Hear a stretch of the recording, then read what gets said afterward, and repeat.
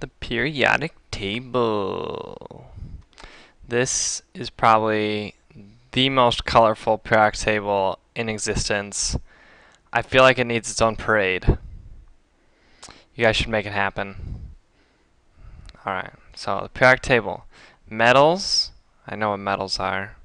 Non-metals, semi-metals, and family names.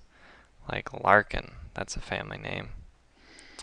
There are three main types of elements in the world. Metals, burped.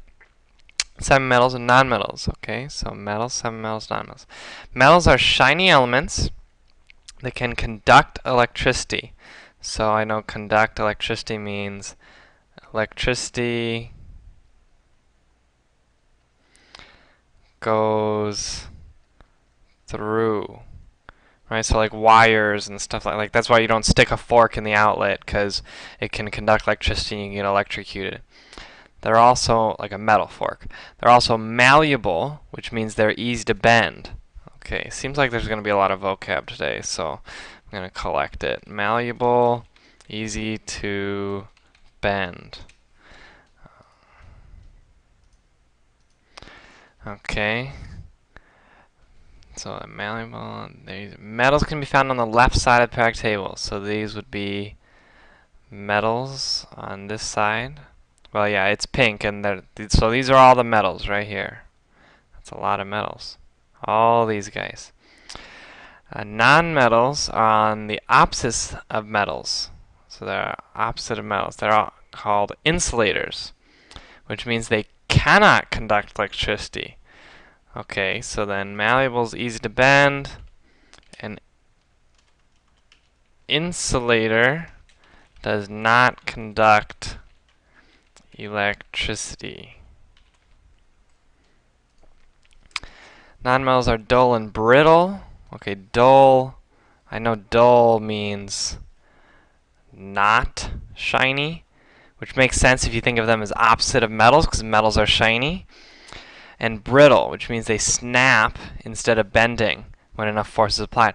So again, that sounds like the opposite of malleable, right? Metals are malleable, easy to bend, whereas non-metals are brittle, they snap. So like peanut brittle, if you've ever had that, it snaps. Non-metals are found on the right side of the periodic table. So these are the non-metals. Although I notice H right here, hydrogen, that's a non-metal too, but it's on the left side. Weird. Exception, I guess. Found on the steps in between non-metals and metals are semi-metals. So I know semi means like sort of. Like if you're semi-pro, you're not really pro, you're just sort of.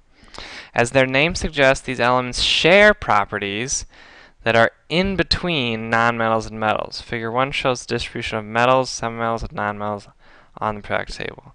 So these are the semi-metals right here. And they're halfway in between metals and nonmetals. Okay, so malleable, those are metal. Insulator and brittle, those are non-metal. And then I guess semi-metals are like both. It's like it's sort of malleable, it's sort of brittle. Huh. Weird. Next page.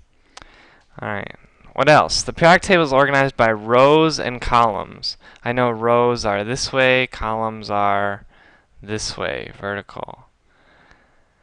The rows are called periods and correspond to how many electron shells an atom has. So then right here it says shell number periods. So these are the periods. So 1 shell, 2 shell, 3 shell, 4 shell. Okay, the columns are called groups and correspond to how many valence electrons an atom has. So this is 1, 2, 3, 4, 5, 6, 7, 8. This gets more complicated, but they have group numbers too. Within the general categories of metals, semi-metals, and nonmetals, there are specific names for some families or groups. Because groups all have the same number of valence electrons, so these all have 1, these all have 2, these all have 5 or 6, they tend to react in very similar ways, like a family in real life might. Well, Some families. Depends on if you guys love each other. Since group 1 all have one valence electron and react similarly, they're called a family. So the alkali metals are all similar reactors, I guess, and then the inert elements are all similar reactors. Figure 2 has the names of each family labeled. Inert elements are also called noble gases. Okay, so these are also called noble gases.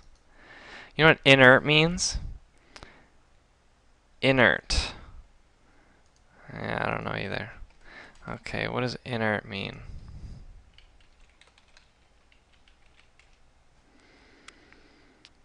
Lacking the ability or strength to move. Oh, this one. So chemically inactive. So chemically inactive. So inactive. I guess that means it doesn't react. So noble, like they're too high and mighty for you peasants, right? Makes sense. I'm not gonna bond with you. I'm noble. Alright, so you should know these family names. You should know periods. You should know rows, electron shells. You should know properties of metals and nonmetals. It's just a lot of memorization for this page. You might want to rewatch the video.